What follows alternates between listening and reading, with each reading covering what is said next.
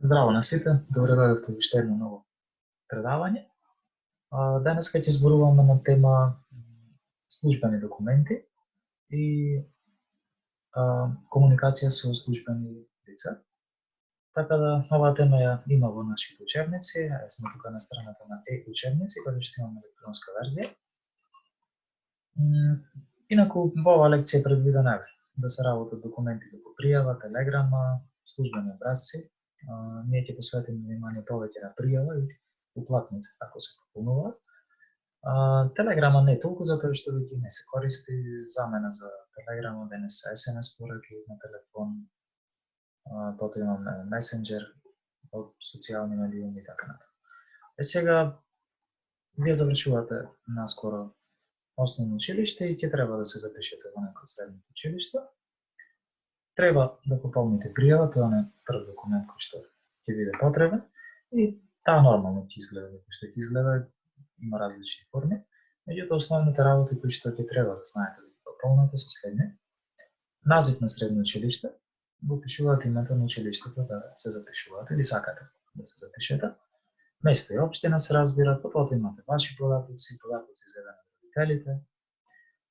Назив на завршено основно училиште, ви пишувате училиштето каде што сте учеле до тогаш.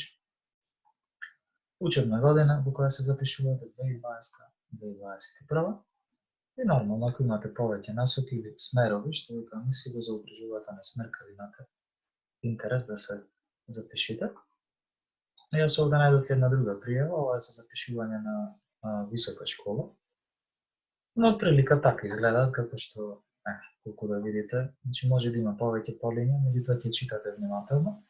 Има работи кои што нормално ќе ви требаат одредени документи, како например единствен матичен број, да го поварате во бидејќи се уште немате лични карти, да го поварате во изводот од матична книга на родени. Може да се вараат податоци за вашите родители, како занимање и слично. И нормално, за се што ве интересира, таму секогаш има службени лица кои што ќе ви помогнат околу тоа. Значи, тоа е за пријава. Потоа, оно што исто така е важно, уплатница. Сега нема да имате потреба да уплатувате ништо. Може би со оглед дека средното образование не бара некои трошоци, колку што знам, но сепак, колку да знаете, може некогаш да порачувате нешто. Еве, овде конкретно некој порачал преку издавачката куќа 3, тоа е издавачка куќа за книги, порачал може би одредена книга или повеќе книги, што треба да знаете кога имате уплатница, ваква, например, има сини, има гријави, зависи значи од потребата. Имате лева страна платувач, десна страна примач, некаде што значи се упатува средствата, парите.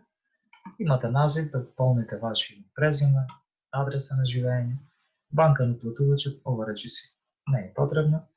Повикување на број, тука значи го пишувате бројот на нарачка, например ако сте порачали преку интернет, го пишувате тоа.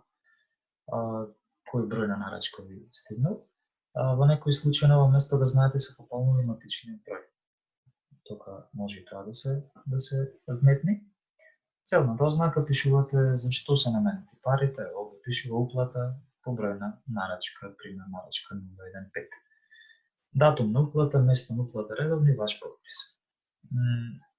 Од другата страна имате назив на примачот. Значи, тука треба да се наведе името на фирмата или на што и да е каде што ги испраќате тие средства, обично се наведува целосно, како што се гласи, издавачки центар 3, ДОО, друштво со ограничена одговорност.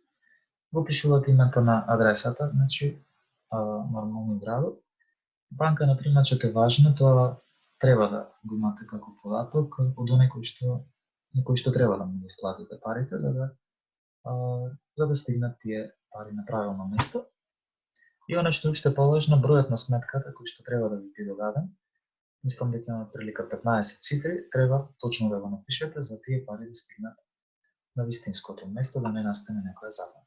И на крај износ, кој пишувате износот на пари кои што се ваши. Ето така.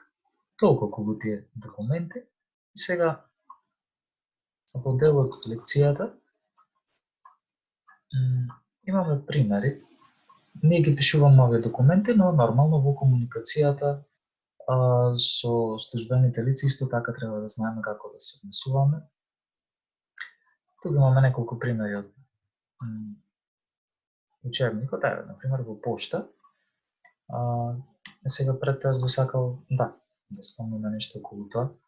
Значи, кога сме кај службените лица и институции, тоа треба да знаеме дека се оние институции кои што работат во корист на граѓаните или каде што граѓаните одат да си ги подмират, да речеме, нивните обврски кон државата. Тоа може да биде пошта во дадена ситуација, каде што одиме да плаќаме сметки, испраќаме писма, пратки, примаме писма и пратки и така натаму. Може тоа да биде банка, нормално, каде што се вршат најразлични банкарски услуги. Гледаме како сето тоа треба да функционира, гледаме еден значи, запазен ред. Од едната страна се, да речем, корисниците на услугите, од другата страна се службените лица, кои што си ја вршат работата онака како што е потребно.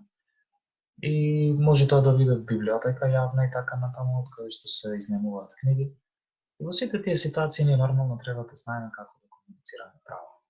За правилната службена комуникација, нормално е важно да знаеме секогаш што бараме, што ни е потребно од местото каде што одиме, од таа установа, да бидеме културни во изразот, да користиме повремено културни изрази како добар ден, ќе ве молам, дали може ова, би сакал да прашам, би благодарам и така натаму.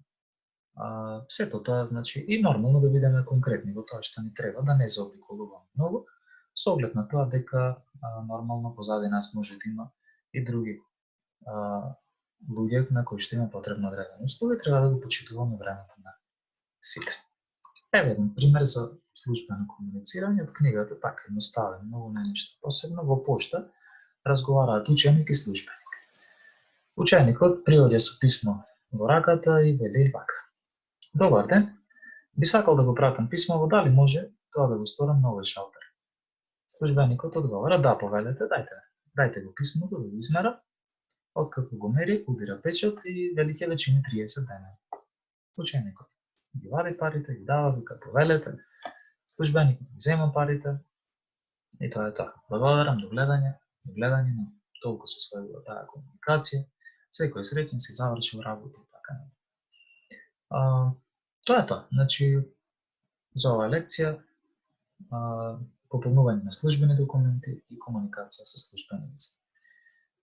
За задача ќе пишеме во групите, да поздравувам до наредното видео предавање.